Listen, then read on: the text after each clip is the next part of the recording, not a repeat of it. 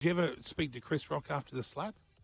Because he's your mate. Yeah. I would have been straight on the phone if it was my mate getting slapped. No, but going, I was in a sticky situation because I was actually, an elected official of the union at the time. Oh. Will Smith is a twat. Oh, I liked him.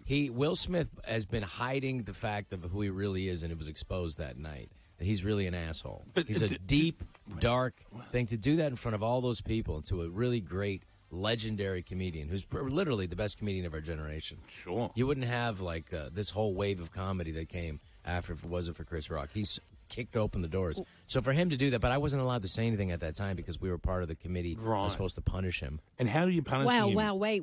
Just back up a second. Hang on. I want to know Will what the punishment Smith is like, for me, when I met him, right, I always say... Like the nicest, most wonderful... He's a liar.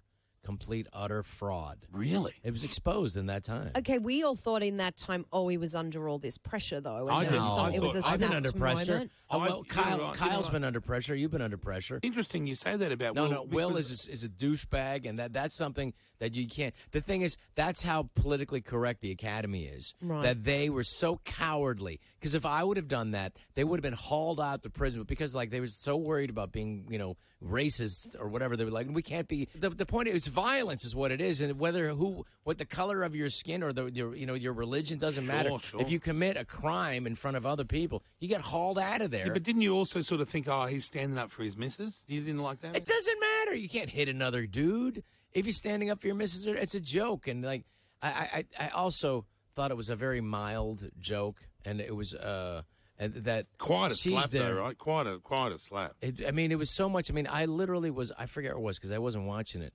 I was in Mexico directing a film, and that sounds sus. Yeah, my wife wrote it. Yeah. It's called Amor es Amor, and it's a nice movie actually.